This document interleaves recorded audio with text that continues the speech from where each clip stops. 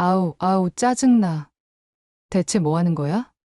미경의 목소리가 침실에서 울려 퍼졌습니다. 태수는 잠에서 뒤척이다 일어났죠. 눈이 충혈되어 있었습니다. 뭘 하긴. 자고 있는데 왜 또 난리야. 매일 밤 이 시간에 깨워대니까 미치겠네. 난리라고? 당신이 코 골고 자는 동안. 나는 땀 흘리고 가슴 두근거려서 죽을 것 같은데. 당신이 알아? 나만 이렇게 비참하지. 미경의 목소리가 떨렸습니다. 잠옷은 땀으로 흠뻑 젖어 있었죠. 태수는 머리를 쥐어뜯으며 소리쳤습니다. 당신 요즘 왜 이렇게 날카로워? 무슨 말만 하면 쏘아붙이기만 하고. 회사에서도 죽을 맛인데 집에서까지 눈칫밥 먹어야겠어. 나도 죽을 맛이라고. 눈칫밥. 당신은 잠이라도 자지. 난? 요즘 당신 눈빛 보면 무서워. 전에는 이렇지 않았는데. 태수는 주먹을 불끈 쥐었다가 벽을 향해 내리쳤습니다. 쿵. 소리와 함께 벽에 작은 금이 갔죠. 미경은 뒤로 물러섰습니다. 당신. 지금 뭐 하는 거야? 나도 모르겠어. 나도 내가 왜 이러는지 모르겠다고. 태수는 그렇게 외치더니 일어나 현관문을 박차고 나갔습니다. 새벽 2시, 남편은 어디로 가는 걸까요? 미경은 침대에 누워 눈물을 흘렸습니다. 이게 벌써 이번 달에만 5번째였죠. 결혼 28년 차, 아내의 갱년기와 남편의 남성 갱년기가 동시에 찾아왔습니다. 서로를 이해하지 못한 채 쌓여가는 상처를 극복할 수 있을지 이야기 속으로 들어가 보겠습니다. 51살 정미경은 서울 노원구 월계동에서 남편과 단둘이 살고 있습니다. 미경은 23살의 태수를 만났습니다. 대학 선배의 소개로 만난 자리였죠. 당시 태수는 중견 건설회사에 막 입사한 신입사원이었습니다. 성실하고 말수 적은 남자. 미경의 아버지가 마음에 들어 했습니다. 저 친구 눈빛이 선해. 성실하게 살 사람이야. 아버지의 말씀대로였습니다. 결혼 후 태수는 28년 동안 한 번도 회사를 빠진 적이 없었습니다. 술 먹고 늦게 오는 일도 거의 없었죠. 두 아들 민준이와 민수를 키우면서 미경은 행복했습니다. 평범하지만 단단한 가정이었습니다. 미경은 결혼 전 은행에서 일했지만 큰아들 민준이를 낳고 그만뒀습니다. 전업주부로 28년을 살았죠. 아이들 뒷바라지가 전부였습니다. 학원 보내고 도시락 싸주고 학교 행사 참여하고 그렇게 시간이 흘렀습니다. 작년에 막내 민수가 대학에 들어가면서 집이 텅 비었습니다. 큰아들 민준이는 군 제대 후 자취를 시작했고 민수도 학교 기숙사에 들어갔죠. 갑자기 찾아온 빈 둥지였습니다. 처음엔 자유로웠습니다. 아침에 일찍 일어나지 않아도 됐죠. 청소도 빨래도 양이 확 줄었습니다. 하지만 한 달쯤 지나자 이상한 느낌이 들었습니다. 내가 뭘 하고 있는 거지? 28년 동안 엄마로만 살았는데 이제 나는 누구지? 그때부터였습니다. 밤에 잠이 안 오기 시작한 게 열이 확 달아올랐다가 식은땀이 흐르는 증상이 시작됐죠. 심장이 두근거리고 아무 이유 없이 불안했습니다. 병원에 갔습니다. 산부인과 의사는 차트를 보며 말했습니다. 갱년기 증상이 전형적으로 나타나고 있네요. FSH 수치가 40 이상이고 에스트로겐은 많이 낮아졌어요. 생리는 언제부터 불규칙해졌나요? 한 6개월 전부터요. 요즘은 석 달째 안 나왔어요. 그럼 거의 폐경 단계로 접어든 거예요. 증상이 심하시면 호르몬 대체 요법을 고려해봐야 합니다. 일단 한 달치 처방해 드릴게요. 미경은 처방전을 받아 들고 약국으로 갔습니다. 호르몬제 한 달치가 8만 원이었죠. 비싸다고 생각했지만 어쩔 수 없었습니다. 이대로는 살 수가 없었으니까요. 집에 돌아와 태수에게 말했습니다. 태수는 퇴근하자마자 소파에 누워 있었죠. 여보, 나 오늘 병원 갔다 왔어. 갱년기래. 응, 그래. 태수는 눈도 뜨지 않았습니다. 미경은 조금 더 설명했습니다. 증상이 좀 심해서 호르몬 치료 시작했어. 약값이 좀 비싼데. 알았어. 카드 쓰면 되지. 그 말뿐이었습니다. 태수는 곧 코를 골기 시작했죠. 미경은 주방으로 가서 냉장고를 열었습니다. 저녁을 준비해야 했지만 무얼 해야 할지 생각이 나지 않았습니다. 남편 강태수는 55살로 대한건설 공무팀 차장입니다. 태수는 성실함 하나로 30년 가까이 버텨왔습니다. 명지대 토목공학과를 졸업하고 27에 입사했죠. 현장을 전전하며 20대를 보냈습니다. 그러다 미경을 만나 결혼했고 가정을 꾸렸습니다. 승진은 느렸습니다. 눈에 띄는 성과를 내는 스타일이 아니었으니까요. 하지만 꾸준했습니다. 사고 한 번 내지 않았고 결근도 없었죠. 그렇게 45세 차장이 됐습니다. 문제는 거기서부터였습니다. 부장 승진이 막혔습니다. 회사 분위기가 바뀌었죠. 젊은 인재들이 대거 영입됐고 구조조정 얘기가 돌기 시작했습니다. 50대 중반 차장들이 하나둘 명예퇴직을 선택했습니다. 태수는 버텼습니다. 아직 아들들 뒷바라지가 남았으니까요. 큰아들 민준이는 취업 준비 중이고 작은 아들 민수는 대학생입니다. 돈이 필요했습니다. 하지만 몸이 말을 듣지 않기 시작했습니다. 작년 여름부터였죠. 아침에 일어나면 몸이 무거웠습니다. 의욕이 없고 현장에 가도 집중이 안 됐습니다.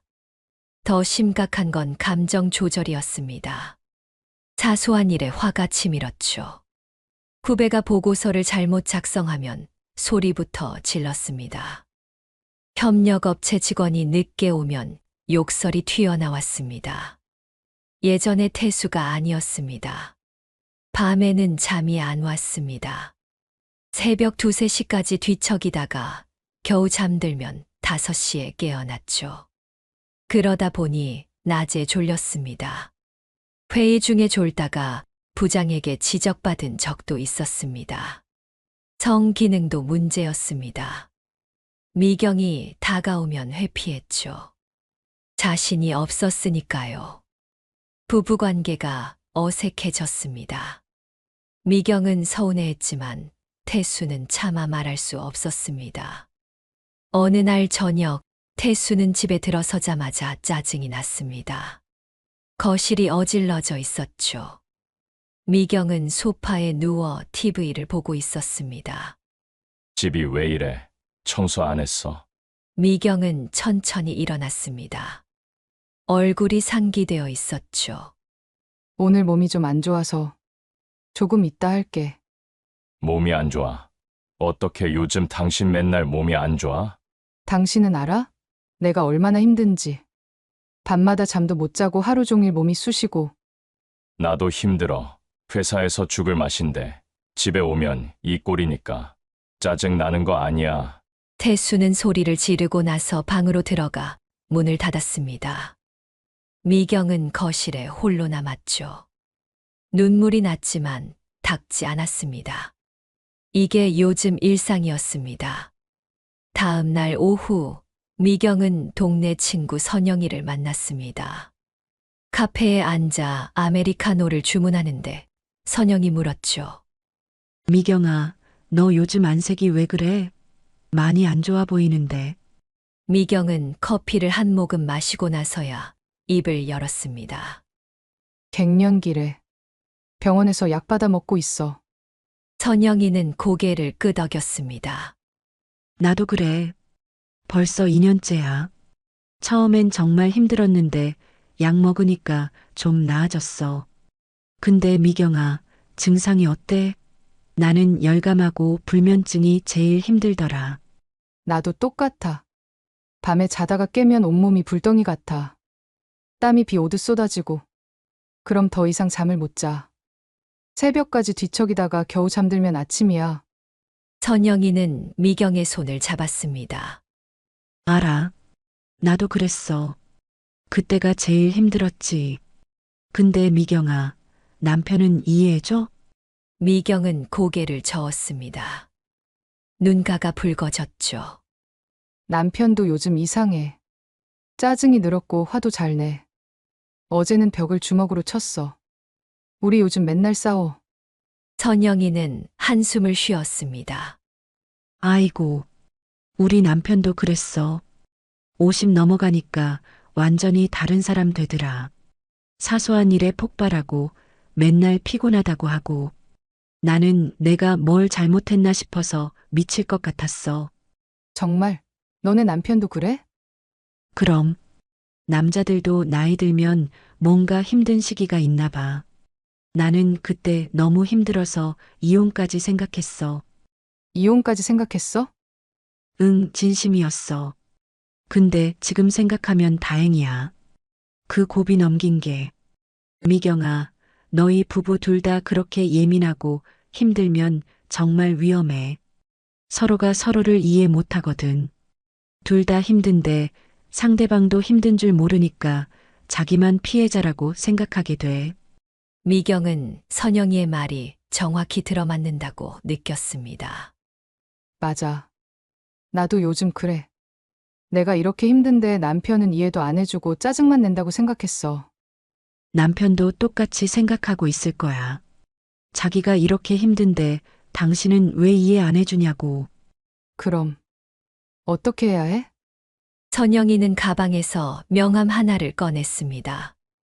여기 노원구 정신건강복지센터 명함이야. 무료 상담해 주거든. 거기 가서 내 상황이라도 일단 얘기해봐. 상담센터? 응. 혼자 끙끙 앓지 말고 전문가한테 도움받는 게 중요해. 남편 설득이 힘들면 너라도 먼저 가보는 거야. 미경은 명함을 받아 가방에 넣었습니다. 고마워, 선영아. 나 요즘 진짜 미칠 것 같았는데 너 만나서 조금 나은 것 같아. 힘들면 언제든 전화해. 그리고 미경아, 꼭 기억해. 둘 다 그냥 힘든 시기를 지나는 것뿐이야. 미경은 그 말을 듣고 눈물이 났습니다. 집에 가서 얘기해 볼게. 두 사람은 카페를 나섰습니다. 미경은 가방 속 명함을 만지작거렸죠. 집으로 가는 길, 미경은 결심했습니다. 오늘 저녁에 태수에게 말해보자. 하지만 그날 저녁, 태수는 술에 취해 들어왔습니다. 미경은 말을 꺼낼 타이밍을 놓쳤습니다. 그날 밤, 미경은 선영이가 준 명함을 거울대 위에 올려놨습니다. 노원구 정신건강복지센터. 내일 전화해봐야겠다. 한 달이 지났습니다. 미경은 호르몬제를 복용하면서 조금 나아졌습니다. 열감이 줄었고 잠도 조금 더 잘 수 있었죠. 하지만 태수는 점점 더 나빠졌습니다. 어느 금요일 저녁, 태수는 평소보다 일찍 퇴근했습니다. 얼굴이 창백했죠. 미경이 물었습니다. 왜 이렇게 일찍 왔어? 어디 아파? 회사에서 사람들 정리하기로 했대. 희망퇴직 신청받는다고. 미경의 가슴이 철렁했습니다. 그럼 당신도? 아직 모르겠어. 하지만 분위기가 안 좋아. 50 넘은 차장들은 다 해당될 거야. 태수는 소파에 주저앉았습니다. 손으로 얼굴을 감쌌죠. 미경은 옆에 앉아 남편의 등을 쓰다듬었습니다. 괜찮을 거야. 당신 30년이나 다녔잖아. 성실하게 일했고. 그게 통하는 세상이 아니야. 요즘은 실적이야. 나 같은 사람은 회사 입장에 선 짐이지. 미경은 할 말을 찾지 못했습니다. 남편의 절망이 그대로 전해졌죠. 그날 밤 태수는 술을 마셨습니다. 28년 결혼 생활 동안 집에서 혼자 술 마시는 건 처음이었습니다. 일주일 후 회사에서 공식 발표가 있었습니다. 희망퇴직 신청을 받는데 대상자는 만 50세 이상 차장금이라고 했죠. 태수가 딱 해당됐습니다.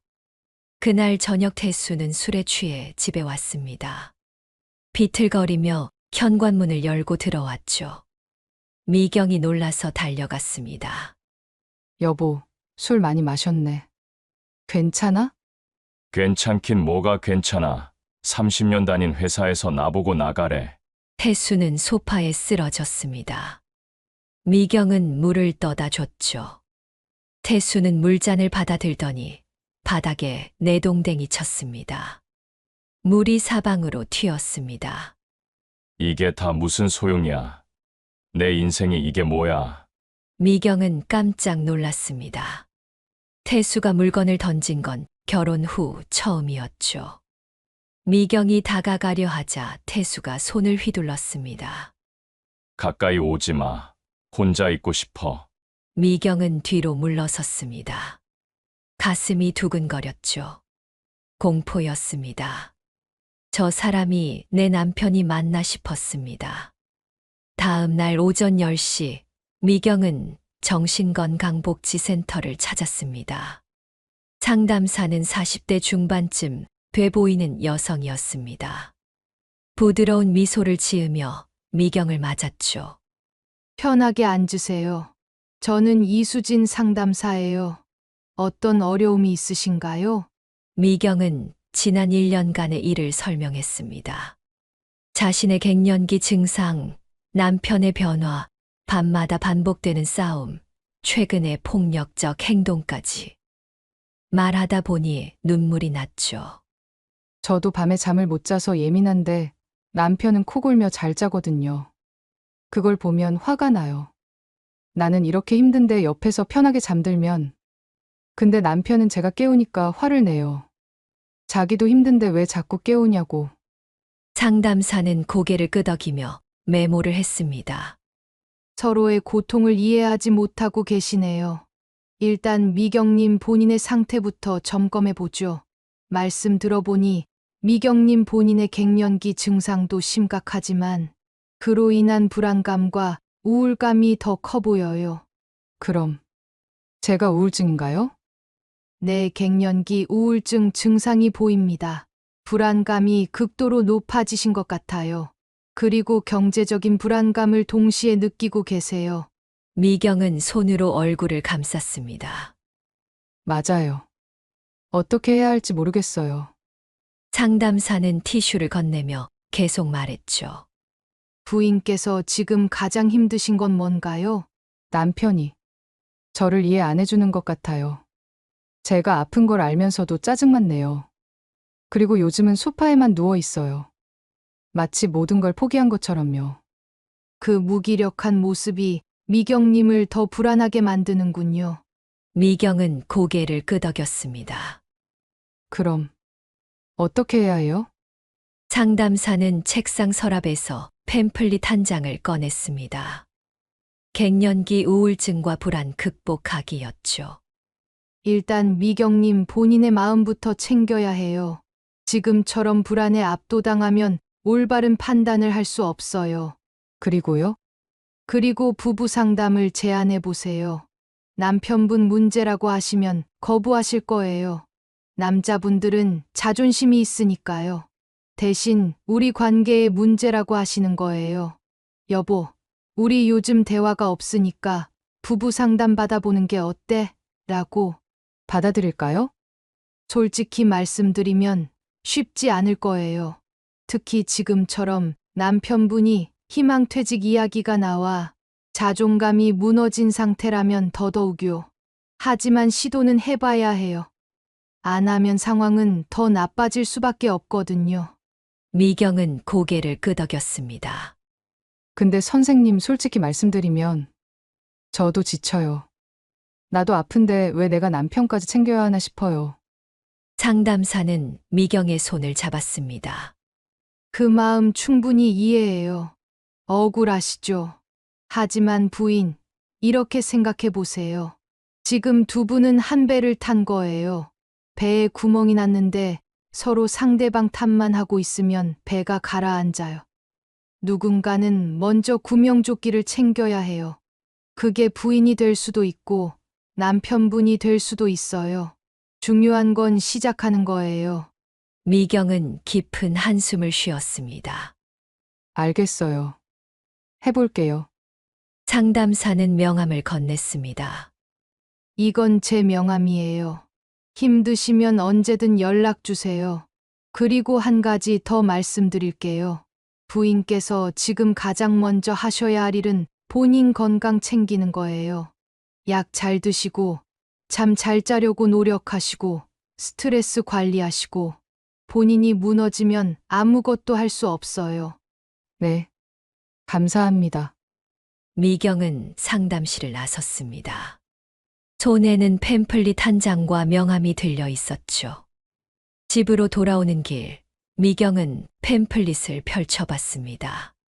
갱년기 불안증 항목이 눈에 들어왔습니다. 사소한 일에 불안을 느낍니까? 경제적인 문제에 과도하게 집착합니까? 미경은 하나하나 읽으며 자신을 떠올렸습니다. 거의 다 해당됐죠. 한 달 후 태수가 희망퇴직 신청서를 제출했습니다. 퇴직금은 3억 2천만 원. 30년의 대가치고는 초라했습니다. 태수는 한동안 집에서 빈둥거렸습니다. 아침에 늦게 일어나 TV를 보거나 컴퓨터를 했죠. 재취업 사이트에 이력서를 올렸지만 연락 오는 곳이 없었습니다. 미경은 태수의 폭발적인 분노만큼이나 모든 것을 포기한 듯한 그의 무기력이 더 견디기 힘들었습니다. 그것은 마치 나는 이제 가장 이 길 포기했으니 당신이 알아서 하라는 침묵의 선언처럼 느껴졌죠. 어느 날 저녁 태수가 갑자기 말했습니다.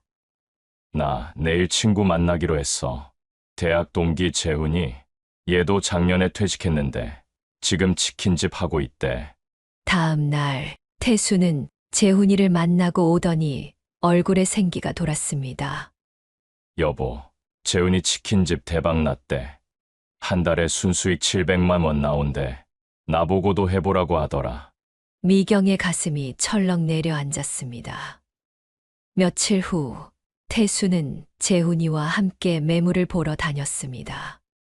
노원구 상계동에 괜찮은 자리가 나왔다고 했죠. 아파트 단지 입구의 작은 상가였습니다. 집에 돌아온 후 저녁 식탁에서 태수가 말했습니다.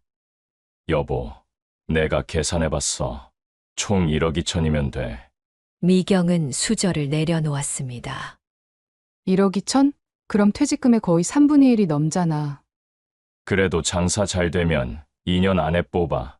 재훈이가 보증했어. 미경은 숨을 깊이 들이마셨습니다. 가슴 속에서 불안이 솟구쳤죠. 여보, 그 돈은 우리 노후 자금이야. 지금 당신 55, 나 51하잖아. 앞으로 30년을 버텨야 하는데 그 돈마저 없으면 우리 어떡해? 태수의 얼굴이 굳어졌습니다. 그래서 가만히 앉아서 까먹으라고? 나 지금 할 수 있는 게 이거밖에 없어. 할 수 있는 게 이것밖에 없다고 해서 무조건 하는 게 아니잖아. 프랜차이즈는 위험해. 실패하는 사람이 더 많다고. 미경의 목소리가 떨렸습니다. 갱년기 불안증이 극대화되는 순간이었죠. 돈을 지켜야 한다는 강박이 몸 전체를 휘감았습니다. 태수는 벌떡 일어났습니다. 그럼 나보고 어쩌라는 거야. 이 나이에 재취업도 안 되고. 신중하게 결정하자고, 전문가 의견도 듣고. 신중하게. 당신이 신중하자는 건 결국 하지 말라는 거잖아. 태수의 목소리가 높아졌습니다. 당신은 몰라. 남자가 아무것도 못하고 집에만 있는 게 얼마나 비참한지. 내가 30년 동안 벌어온 돈, 내가 내 맘대로도 못 써. 미경도 소리쳤습니다. 당신 돈? 그 돈은 우리 돈이야. 내가 28년 동안 집안일하고 애들 키운 것도 다 포함된 돈이라고. 태수는 식탁을 손으로 탁 쳤습니다. 국그릇이 넘어졌죠. 좋아. 그럼 당신이 뭐라도 해봐. 당신이 돈 벌어와봐. 미경의 눈에서 눈물이 쏟아졌습니다. 나도 일 구할 거야. 슈퍼에서든 어디서든 일할 거야. 태수는 비웃었습니다. 슈퍼. 당신이 한 달에 얼마나 벌 수 있는데? 150, 200. 그걸로 우리 노후가 해결돼. 안 돼. 하지만 1억 2천 날리는 것보단 나아. 날린다고 단정 짓지 마. 나는 10억 벌어올 거야. 그럼 노후 걱정 없잖아. 태수의 눈빛이 이상했습니다. 자포자기와 집착이 뒤섞인 표정이었죠. 미경은 그 순간 깨달았습니다. 저 사람은 지금 정상이 아니라고. 명예퇴직으로 무너진 자존감이 저렇게 위험한 집착을 만들어낸다는 것을. 여보, 당신 지금 정상이 아니야. 병원 가봐. 제발. 태수는 주먹을 불끈 쥐었다가 벽을 향해 내리쳤습니다. 나는 정상이야. 이상한 건 당신이야. 맨날 돈 지키자고. 위험하다고. 당신이 나를 믿지 못하는 거잖아. 믿지 못하는 문제가 아니라 걱정되는 거야. 태수는 대답하지 않고 방으로 들어가 문을 쾅 닫았습니다. 미경은 주방에 주저앉았습니다. 쏟아진 국물을 닦으며 눈물을 흘렸죠. 이 싸움이 무엇의 시작인지 그때 미경은 몰랐습니다. 이건 단순한 부부 싸움이 아니라 파국으로 가는 첫 번째 경고였다는 것을. 일주일 후 태수는 미경 몰래 치킨집 계약서에 사인했습니다. 1억 2천만 원이 통장에서 빠져나갔죠. 미경이 통장 내역을 확인하고 태수를 마주했을 때 태수는 이렇게 말했습니다. 이미 했어. 이제 뒤로 물러설 수 없어. 나 믿어봐. 꼭 성공해서 10억 벌어올게. 미경은 아무 말도 하지 않았습니다. 다만 속으로 생각했죠. 우리 결혼 이제 끝났구나. 태수가 미경 몰래 치킨집 계약서에 사인한 다음 날, 미경은 다시 정신건강복지센터를 찾았습니다. 예약도 없이 찾아갔죠. 이수진 상담사님 계세요? 접수 직원이 안을 확인하더니 고개를 끄덕였습니다. 지금 상담 중이신데 30분 후에 끝나세요. 기다리실 수 있으세요? 네, 기다릴게요. 미경은 대기실에 앉아 멍하니 벽을 바라봤습니다. 어젯밤 통장 내역을 확인했을 때 충격이 아직도 생생했죠. 1억 2천만 원. 그 큰 돈이 한순간에 사라졌습니다. 30분 후 상담실 문이 열렸습니다. 이수진 상담사가 미경을 보고 깜짝 놀라며 맞았죠. 미경님, 무슨 일 있으세요? 안색이 안 좋으신데. 미경은 상담실에 들어가 주저앉듯 소파에 앉았습니다. 남편이 저 몰래 치킨집 계약했어요. 1억 2천만 원이 통장에서 빠져나갔어요. 상담사는 한숨을 쉬며 앉았습니다. 그렇게 됐군요. 제가 걱정했던 일이 벌어졌네요. 저는 정말 말렸어요. 위험하다고 신중하게 하자고. 근데 남편은 제 말을 듣지 않았어요. 자기 맘대로 했어요. 남편분이 지금 정상적인 판단을 할 수 있는 상태가 아닌 것 같다고 미경님 본인이 느끼고 계시잖아요.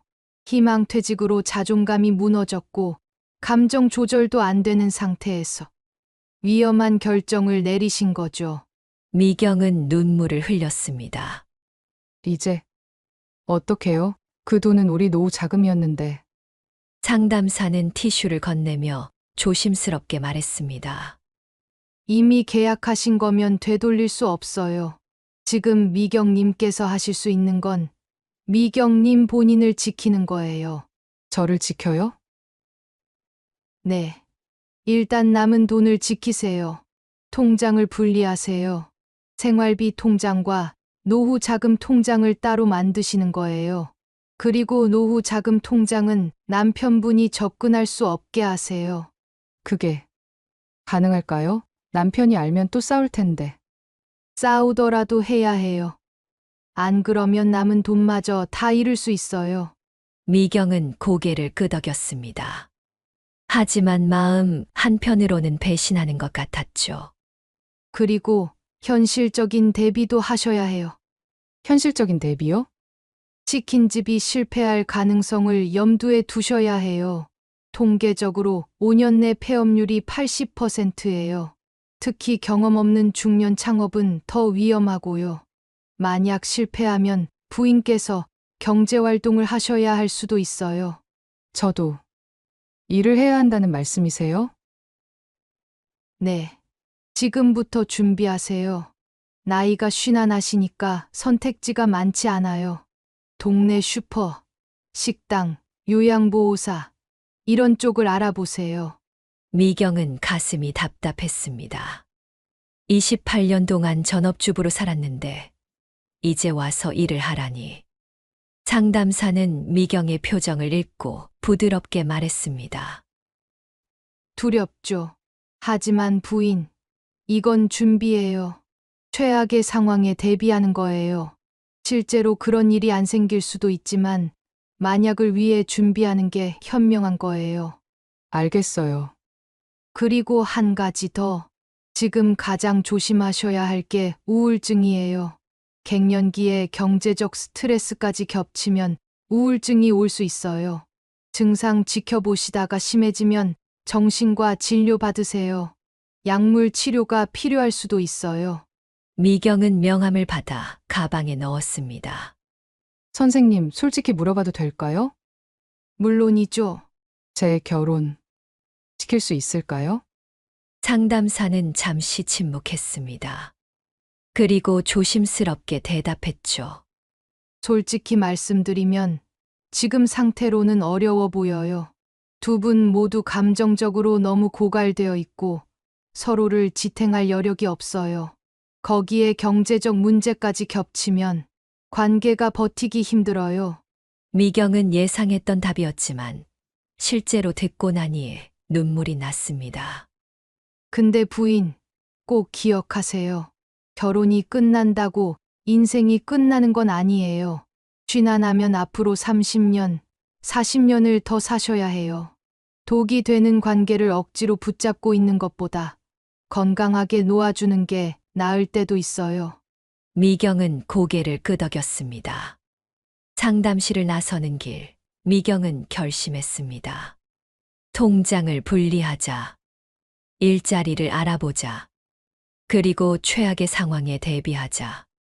집으로 돌아와 미경은 온라인 뱅킹으로 새 통장을 만들었습니다.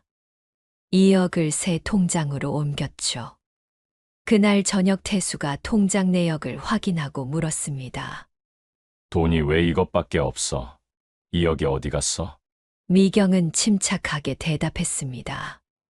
따로 빼뒀어. 노후 자금으로. 태수의 얼굴이 붉어졌습니다. 내 동의도 없이. 그게 말이 돼. 치킨집도 내 동의 없이 했잖아. 나는 왜 동의 없이 하면 안 돼? 태수는 할 말을 잃었습니다. 미경은 계속 말했죠. 2억은 절대 못 써. 뭐가 있어도 안 돼. 그 돈은 우리 마지막 보루야. 태수는 더 이상 대꾸하지 않고 방으로 들어갔습니다. 그날 밤 미경은 동네 슈퍼 앞을 지나다가 구인 딱지를 봤습니다. 계산원 구함 하루 6시간, 월 150만 원. 미경은 휴대폰으로 그 번호를 사진 찍었습니다. 준비하는 거야. 최악의 상황에 대비하는 거야. 6월 초 치킨집이 오픈했습니다.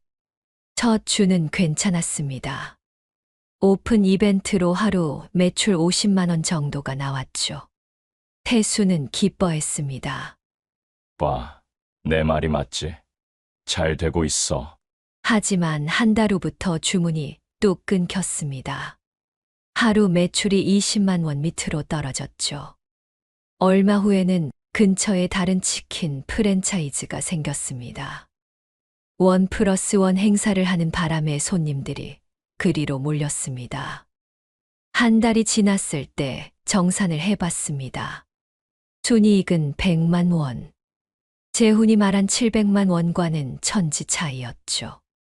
2개월 차, 매출은 떨어지고 이제 적자로 접어들었습니다. 태수는 점점 지쳐갔죠. 아침 10시부터 밤 12시까지 가게를 시켰지만 손님은 오지 않았습니다. 미경도 함께 가게를 도왔습니다. 치킨을 튀기고 배달을 보냈죠. 갱년기 증상은 악화됐습니다. 더운 기름 앞에서 일하니 열감이 더 심해졌습니다. 어느 날 저녁 가게 문을 닫고 집에 오는 길이었습니다. 태수가 갑자기 차를 세웠죠. 나 못하겠어. 미경이 남편을 봤습니다. 태수의 눈에서 눈물이 흘러내렸죠. 내가 뭘 잘못한 거야. 평생 성실하게 살았는데 왜 이렇게 되는 거야? 미경은 남편의 손을 잡았습니다. 괜찮아. 우리 다시 방법을 찾아보자. 뭘 찾아. 이미 1억 넘게 날렸어. 남은 돈으로 얼마나 버티겠어. 4개월 차, 태수는 결단을 내렸습니다.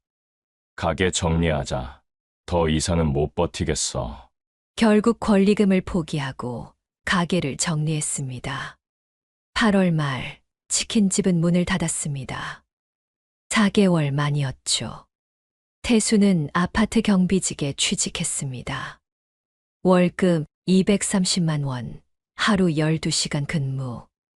30년 회사 생활의 끝이 이것이었죠. 미경도 동네 슈퍼마켓에서 계산원으로 일하기 시작했습니다. 하루 6시간, 월 150만 원. 부부의 월 수입이 380만 원이 됐습니다. 생활비로는 충분했죠. 하지만 미래가 보이지 않았습니다. 미경이 걱정했던 그 상황이 현실이 된 겁니다. 11월이 됐습니다. 날씨가 추워졌죠. 말이 줄었습니다. 아침에 다녀와 저녁에 왔어. 그 정도였습니다. 부부라기보다는 룸메이트 같았습니다. 12월 어느 날 저녁, 미경은 태수에게 말했습니다. 여보, 우리 진지하게 얘기 좀 해. 태수는 마지못해 휴대폰을 내려놓았습니다. 뭐, 우리 관계 어떻게 할 건지. 이대로는 안 돼.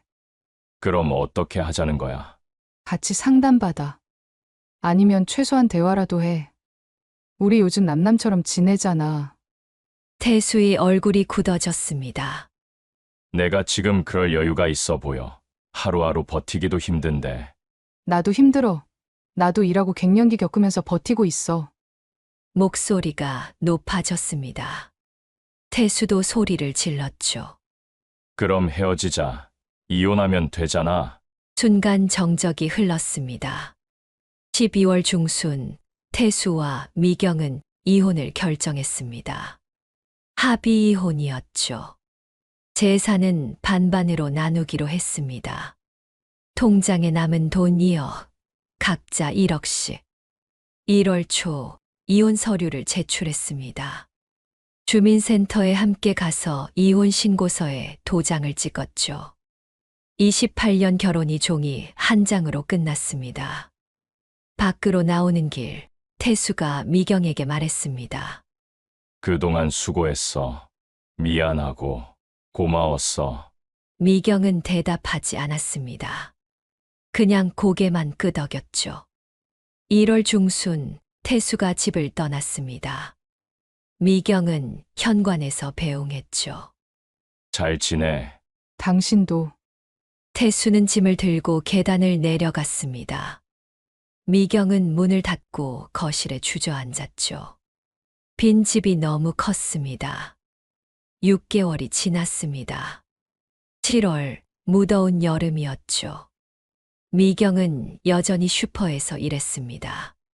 하지만 조금 나아졌습니다. 갱년기 증상이 약해졌죠. 항우울제와 호르몬 치료를 꾸준히 받으면서 안정됐습니다. 태수도 병원에 갔습니다. 이혼 후 우울증이 심해져서 견딜 수 없었기 때문이죠. 후회가 밀려왔습니다. 진작에 치료받았으면 어땠을까? 미경과의 관계가 달라졌을까? 어느 목요일 오후, 미경은 병원에서 처방전을 받아들고 근처 약국으로 갔습니다. 호르몬제와 항우울제를 받기 위해서였죠. 약국 문을 열고 들어서는데 창가 쪽에서 처방전을 내밀고 있는 남자의 뒷모습이 보였습니다.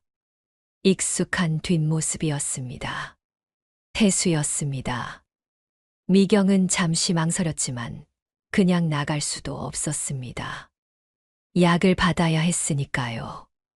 미경이 처방전을 약사에게 건네는 순간 태수가 고개를 돌렸습니다. 미경아, 여보. 아니, 태수 씨. 두 사람은 어색하게 서 있었습니다. 약사가 태수의 약을 먼저 건넸죠. 강태수님, 테스토스테론 보충제하고 항우울제 나왔습니다. 식후 30분에 드시고요. 태수는 약봉지를 받아 들었습니다. 미경의 눈이 그 약봉지에 멈췄습니다. 태수도 미경의 손에 있는 처방전을 봤습니다. 갱년기 호르몬 대체요법, 항우울제라고 적혀 있었죠. 밖으로 나왔습니다. 두 사람은 약국 앞 벤치에 나란히 앉았습니다. 한참 동안 아무도 말이 없었죠. 태수가 먼저 입을 열었습니다. 나 남성 갱년기래. 테스토스테론 수치가 정상의 절반도 안 된대. 미경은 태수의 약봉지를 바라봤습니다. 그래서 그랬구나. 뭐가? 당신이 그렇게 화를 내고 물건을 던지고 감정 조절이 안 되던 게 병 때문이었구나. 태수의 눈에서 눈물이 흘러내렸습니다. 미안해. 나도 몰랐어. 그냥 내가 약한 인간인 줄 알았어. 회사 잘렸다고 무너지는 한심한 남자인 줄 알았지. 미경도 눈물을 닦았습니다. 나도 마찬가지야. 나도 항우울제 먹고 있어. 갱년기 우울증이래. 의사가 그러더라. 호르몬 변화 때문에 불안하고 예민해지는 거라고. 태수는 미경을 봤습니다.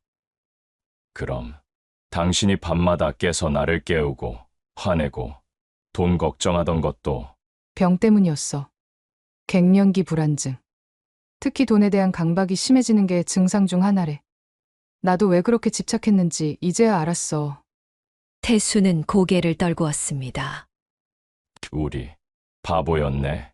서로를 미워한 게 아니라 서로의 병을 몰랐을 뿐인데. 미경도 고개를 끄덕였습니다.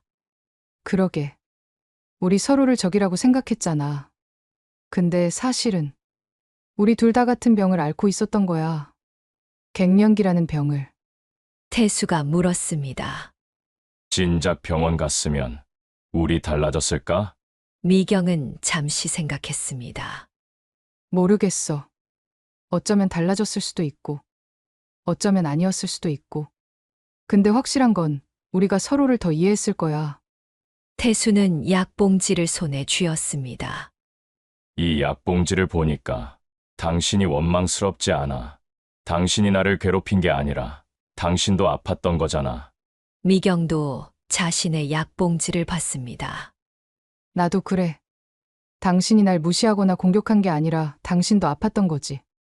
두 사람은 한참을 말없이 앉아 있었습니다. 약봉지를 손에 쥔 채로 태수가 말했습니다. 미안해. 1억 넘게 날린 것도, 소리 지른 것도, 물건 던진 것도.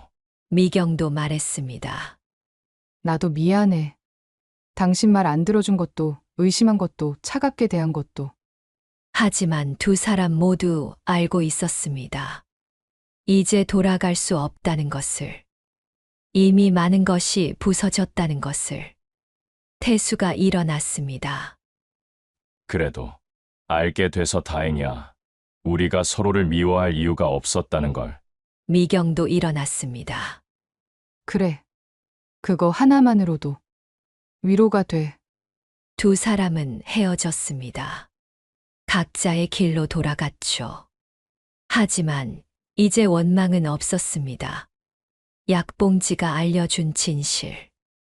우리는 적이 아니라 같은 병을 앓던 환자였다는 것. 그 깨달음만으로도 두 사람은 조금 더 가벼워질 수 있었습니다. 8월 어느 토요일 오후, 미경은 슈퍼 월급을 받은 다음 날이었습니다. 통장에 150만 원이 찍혀 있었죠. 28년 결혼 생활 동안 자신이 직접 번 첫 월급이었습니다. 물론 슈퍼에서 일한 지는 몇 달 됐지만 이혼 후 처음 받는 월급은 의미가 달랐습니다. 미경은 통장을 보며 생각했습니다. 이 돈으로 뭘 할까? 28년 동안 미경이 돈을 쓸 때는 항상 누군가를 위해서였습니다. 아이들 학원비, 남편 양복, 시댁 명절 선물, 친정 용돈. 자신을 위해 돈을 쓴 적이 거의 없었죠. 하지만 오늘은 달랐습니다. 미경은 옷장을 열었습니다. 5년 이상 된 옷들이 대부분이었죠. 색도 바랬고 스타일도 구닥다리였습니다. 미경은 가방을 들고 집을 나섰습니다. 노원역 근처 쇼핑몰로 향했죠. 옷 매장에 들어섰습니다. 밝은색 블라우스가 눈에 들어왔습니다. 가격표를 봤습니다. 89,000원. 예전 같으면 너무 비싸라고 생각하며 돌아섰을 겁니다. 하지만 오늘은 입어봤습니다. 거울 속 자신을 봤습니다. 쉰둘의 얼굴이지만 밝은색 옷을 입으니 표정이 한결 밝아 보였죠. 이거 살게요. 카드를 내밀 때 가슴이 두근거렸습니다. 죄책감이 아니라 설렘이었습니다. 매장을 나와 식당가로 갔습니다. 28년 동안 남편은 매운 음식을 못 먹어서 미경은 항상 순한 음식만 먹었습니다. 하지만 미경은 원래 매운 음식을 좋아했죠. 미경은 매운 닭볶음탕 전문점에 들어갔습니다. 혼자였습니다. 예전 같으면 혼자 식당에 들어가는 게 어색했을 겁니다. 다들 쳐다볼 것 같았죠. 하지만 오늘은 당당했습니다. 닭볶음탕 1인분이요. 매운맛으로요. 음식이 나왔습니다. 빨간 국물이 식욕을 자극했죠. 한 숟가락 떠서 입에 넣었습니다. 매웠지만 맛있었습니다. 미경은 눈물이 났습니다. 매워서가 아니었습니다. 이게 자유구나 라는 생각이 들어서였습니다. 28년 만에 내가 좋아하는 걸 먹고 있어. 누구 눈치도 안 보고, 누구를 위해서도 아니고, 그냥 나를 위해서. 식사를 마치고 나오는 길, 미경은 카센터 앞을 지나갔습니다. 그리고 문득 생각이 들었죠. 운전을 배워볼까? 미경은 28년 전 결혼하면서 운전면허를 땄지만 한 번도 운전을 해본 적이 없었습니다. 남편이 항상 운전했으니까요. 면허증은 있지만 장롱면허였습니다. 미경은 근처 운전학원에 들어갔습니다. 장롱면허 운전연수 받고 싶은데요. 직원이 안내했습니다. 10시간 코스가 40만 원이고요. 20시간이 70만 원입니다. 미경은 망설이지 않았습니다. 20시간으로 할게요. 집으로 돌아오는 길, 미경은 가방 속 영수증을 만졌습니다. 옷 89,000원, 식사 15,000원, 운전연수 70만 원, 총 80만 4천 원. 예전 같으면 죄책감이 들었을 겁니다. 이렇게 많이 써도 되나, 아껴야 하는 거 아닌가. 하지만 오늘은 달랐습니다. 미경은 미소 지었습니다. 이게 나를 위한 투자구나. 옷을 사서 내 마음이 밝아지고 좋아하는 음식을 먹어서 행복하고 운전을 배워서 더 자유로워질 거야. 집에 도착해서 거울을 봤습니다. 새로 산 블라우스를 입은 자신의 모습이 보였죠. 쉰둘의 얼굴이었지만 표정은 예전과 달랐습니다. 밝았습니다. 살아 있었습니다. 미경은 창밖을 바라봤습니다. 해가 지고 있었죠. 오렌지빛 노을이 아름다웠습니다. 인생의 후반전이 시작됐어. 이제 나를 위해 사는 시간이야. 그리고 미경은 깨달았습니다. 이혼이 끝이 아니라 시작이었다는 것을. 28년 동안 엄마로, 아내로, 며느리로만 살았던 자신이 이제 비로소 정미경으로 살기 시작한 것이라고. 노후가 불안하지 않다면 거짓말일 겁니다.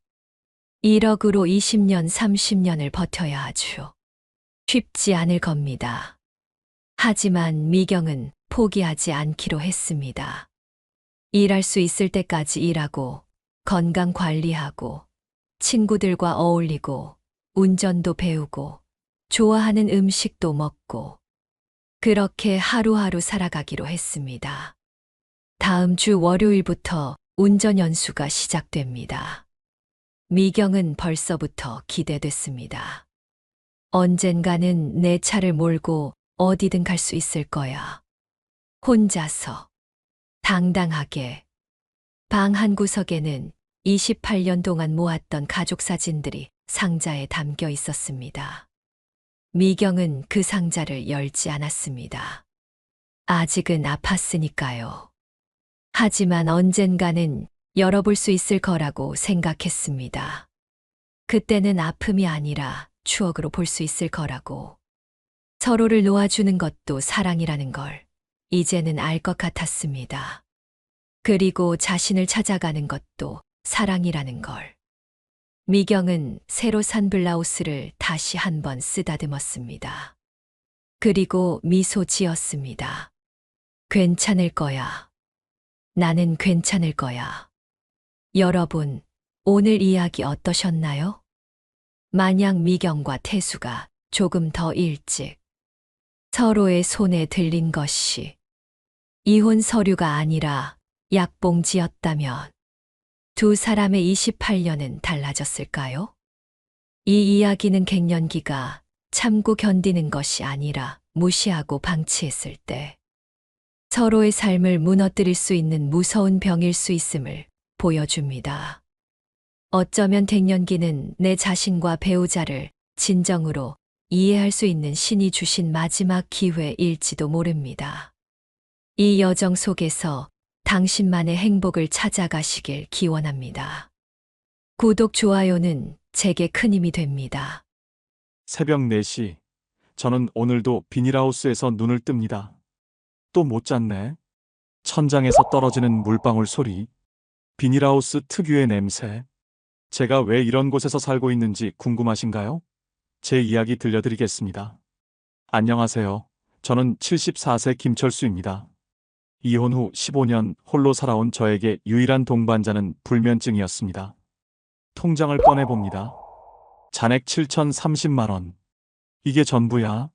내 인생 74년이 고작 이것뿐. 무릎이 아프고 허리는 펴지지 않습니다. 아버지, 저 바빠서 이번 달도 못 찾아뵙겠네요. 아들의 전화가 왔습니다. 괜찮아. 아빠는 잘 지내고 있다. 거짓말이 일상이 된 지 오래입니다. 냉장고를 엽니다. 김치, 된장, 계란 3개. 이번 달도 이것으로 버텨야 합니다. 국민연금 35만 원. 집세 내고 나면 계산기를 두드립니다. 병원비는 또 어떻게 하지? 무릎 관절염, 고혈압, 당뇨. 약값 만월 15만 원. 숫자가 맞지 않습니다. 노인복지관에 왔습니다. 제가 유일하게 사람을 만나는 곳입니다. 철순 씨, 오늘도 오셨네요. 65세 박정희 씨가 반갑게 맞습니다.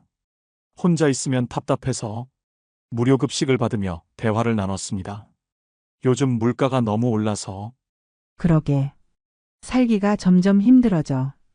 그런데, 철순 씨, 괜찮은 투자 정보가 있는데 관심 있으세요? 박 씨가 휴대폰을 꺼냈습니다. 계좌 화면에 숫자들이 올라갔습니다. 실시간으로 돈이 불어나요. 저는 놀라서 눈이 커졌습니다. 뭐예요, 이게? 인터내셔널이라는 회사예요. AI 자동 투자 시스템이래요. 박 씨가 설명을 이어갑니다. 한 달에 최소 50% 수익 보장. 원금도 언제든 회수 가능해요. 그런 게 가능해요? 제가 3개월째 하고 있어요. 처음엔 100만 원으로 시작했는데 지금 500만 원 됐어요. 근데 왜 저한테? 철순 씨가 너무 힘들게 사시는 것 같아서. 같은 처지끼리 도와야죠. 대신에 아무한테도 말하시면 안 돼요. 박 씨가 공감하는 눈빛으로 저를 바라봤습니다. 저도 남편이랑 이혼하고 자식들한테 손 벌리기 싫어서 시작했어요. 같은 상처를 가진 사람의 말은 더 깊이 파고들었습니다. 한번 설명회라도 가보실래요? 강요는 안 해요. 그냥 들어만 보세요. 저는 솔깃한 제안에 설명회에 가보기로 결정했습니다. 서울 강남의 한 호텔. 여러분, 노년 생활의 가난에서 벗어나고 싶으십니까? 강당에는 200명이 넘는 노인들로 가득 차 있었습니다. 대한민국 노인 빈곤율 49.6%, OECD 1위입니다. 하지만 여러분은 다릅니다. AI 시대의 승자가 될 것입니다. 저는 분위기와 강연에 압도되었습니다. 실제 수익 인증 보여주실 분. 수십 명이 손을 듭니다. 저는 2천만 원 투자해서 한 달 만에 4천만 원 됐어요. 저는 5천만 원이 1억 됐습니다. 실시간으로 수익이 오르는 그래프를 보는 내내 현혹되었습니다. 바로 지금 이 순간에도 돈이 불어나고 있습니다. 쉬는 시간 박 씨가 다가왔습니다.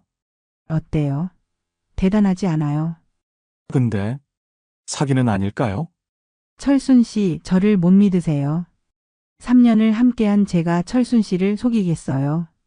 집으로 돌아온 저는 밤새 고민했습니다. 100만 원만 시험 삼아 해볼까?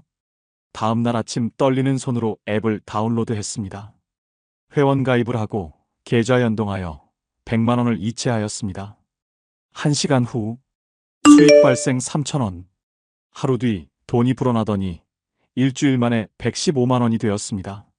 믿을 수 없는 현실. 박 씨에게 전화했습니다. 정말 되네요. 그럼요. 더 넣으실래요? 조금 더 지켜보고. 철순 씨 기회는 지금뿐이에요. 다음 달부터는 신규 가입 중단된대요. 재촉하는 박 씨의 말에 저는 500만 원을 추가 입금하였습니다. 다음 날 8만 9천 원.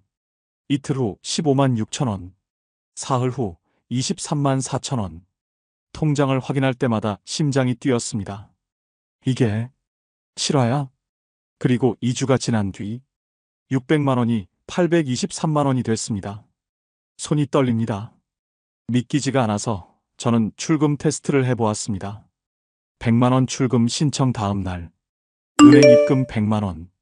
정말 들어왔어. 이제 완전히 확신했습니다. 기분이 좋아진 저는 박 씨에게 저녁을 대접하기로 했습니다. 철순 씨 인생 역전 기회예요.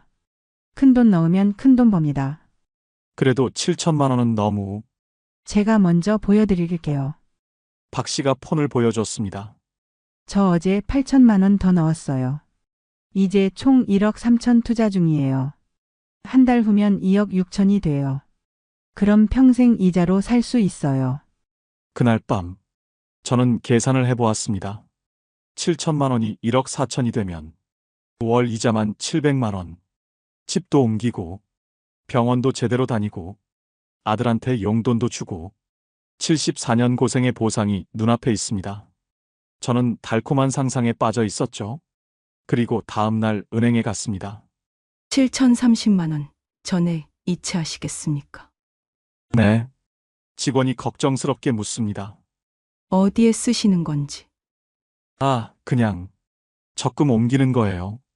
저는 거짓말을 했죠. 하지만 돌이킬 수 없었습니다. 이 돈만으로 부족하다고 느낀 저는 은행 직원에게 물어봤습니다. 대출 받을 수 있을까요? 연금 수령자시니 6천만 원까지 가능하십니다. 이자는요? 월 40만 원 정도입니다. 해주세요. 총 1억 3,030만 원. 인생의 모든 것을 건 도박. 앱에 숫자가 올라갑니다. 저는 이 사실을 박 씨에게 알려주었습니다. 박 씨가 축하 메시지를 보냈죠. 철순 씨, 대박이에요. 한 달 후엔 억만장자. 첫째 주 580만 원. 둘째 주가 되니 1,200만 원이 불어났습니다. 그리고 한 달 후 수익은 3천만 원이 넘었죠. 그런데 다음 날 앱이 서버 점검 중이라는 메시지와 함께 열리지 않습니다. 다음 날에는 접속 오류라고 메시지가 나옵니다. 저는 등에서 식은땀이 났습니다. 박 씨에게 전화를 걸었죠. 이 번호는 없는 번호입니다. 다시 한번 통화 버튼을 눌렀습니다. 이 번호는 없는 번호입니다. 다시 한번. 이 번호는 없는 번호입니다. 저는 어떻게 해야 할지 고민하다가 경찰서로 달려갔습니다. 인터내셔널요? 그런 회사 없는 것 같은데요, 어르신. 사기 같습니다. 요즘 어르신들을 노린 이런 사기 사건이 많습니다. 그럼 제 돈 찾을 수 있는 건가요? 아무래도 회수가 어려울 것 같습니다. 이런 범인들 대부분이 해외로 도피하고 있습니다. 저는 다리 힘이 풀렸습니다. 첫 대출이자 고지서 40만 원 독촉장이 왔고 다른 고지서에는 3개월 연체 시 단전단수하겠다는 메시지가 왔습니다. 저는 아들에게 전화하려다 멈췄습니다. 아버지가 사기당했다고요? 1억을? 미쳤구나 하겠지. 밥 대신 물과 라면으로 끼니를 때웠습니다. 돈이 없어서 약도 사지 못했습니다. 철순 씨 집세 3개월 밀렸어요. 이번 달까지 못 내면 조금만 기다려주세요. 미안하지만 나가셔야 해요. 짐을 싸는 손이 떨립니다. 세월이 담긴 앨범을 바라봅니다. 이혼 전 찍은 가족 사진, 아들 돌잔치 사진, 지낼 곳을 찾다가 도시 외곽 비닐하우스를 발견했습니다. 월세 10만 원, 빗물이 새고 바람이 통합니다. 거울에 비친 제 모습을 바라봅니다. 6개월 만에 10kg이 빠진 얼굴. 이게 나야? 매일 새벽. 죽을까? 오늘 죽을까? 다리 위에 서봅니다. 강물이 까맣게 보입니다. 한 발만 내디디면. 하지만 아버지. 아들 얼굴이 떠오릅니다. 못하겠다. 그래도 못하겠다. 비겁하게 돌아서서 다시 비닐하우스로 돌아갑니다. 다음 날 휴대폰을 통해 뉴스를 보았습니다. 인터내셔널 대표 등 13명 검거. 피해액 4천억 원, 피해자 3만 명. 화면에 모자이크된 실루엣을 보니 한눈에 알아볼 수 있었습니다. 그토록 간절하게 머릿속에 그들을 그려보았으니까요. 그 안에 강연자와 박 씨가 있었습니다. 한눈에 봐도 박 씨였습니다. 뉴스에서는 그들의 수법이 공개적으로 보도됩니다. 초기 소액 투자자에게는 실제 수익 지급, 신뢰 쌓은 후 거액 투자 유도, 신규 투자금으로 기존 투자자 수익 지급, 전형적인 폰지 사기. 처음부터 다 짜고 친 거였구나. 피해자 인터뷰가 나왔습니다. 전 재산 날렸습니다. 자살 시도 3번. 가족들이 등 돌렸어요. 저와 비슷한 사연들의 사람들 인터뷰 영상이 나왔습니다. 저는 수소문하여 피해자들의 모임에 참석하였습니다. 저는 2억 날렸어요. 저는 집 팔고 전세금까지. 저는 자식 학자금 대출까지. 모두가 울었습니다. 같이 눈물을 흘렸습니다. 그러던 중 한 할머니가 쓰러졌습니다. 약 좀. 알고 보니 돈이 없어 매일 먹어야 할 약도 못 사서 먹는 상황이었습니다. 모임을 마치고 저는 비닐하우스로 돌아왔습니다. 비닐하우스에서 1년. 저는 아직 살아 있습니다. 간신히 겨우 하루하루 폐지를 줍습니다. 하루 3,000원, 한 달 9만 원. 이걸로 월세는 겨우 낼 수 있었습니다. 무료 급식소에 줄 서 있는 노인들 뒤로 줄을 서봅니다. 비슷한 사연을 가지고 있는 노인도 있습니다. 나도 사기당했어. 투자한다고 했는데 자식들은 모르지. 오늘도 그렇게 끼니를 때우고 살고 있습니다. 어느 날 기자가 찾아왔습니다. 박철순 씨, 인터뷰 좀 해주세요. 내키지 않았던 저는 뭐하러 인터뷰를 하냐고 반문했습니다. 다른 분들 똑같은 피해 당하지 않도록 한마디만 해주세요. 그 말에 동해 저는 인터뷰를 하였습니다. 여러분, 제발 믿지 마세요. 친한 사람도 이웃도 돈 얘기 나오면 도망가세요. 저처럼 되지 마세요. 비닐하우스 너무 춥습니다. 죽고 싶은데 죽지도 못합니다. 자식들에게 이야기도 못하겠어요. 사기꾼들은 지옥에나 가세요. 당신들 부모도 늙습니다. 천벌 받을 겁니다. 지금 이 순간 여러분은 안전하다고 생각하시나요? 사기꾼은 천사의 얼굴로 옵니다. 3년 동안 알고 지낸 사람에게 저도 당했습니다. 그만큼 기다린 거죠. 절대 사람 믿지 마세요. 저처럼 됩니다. 그렇게 저는 눈물로 얼룩진 인터뷰를 마쳤습니다. 제 이야기를 들어주셔서 감사합니다. 여러분의 작은 응원이 제게는 큰 힘이 됩니다. 구독과 좋아요 꼭 눌러주세요. 감사합니다.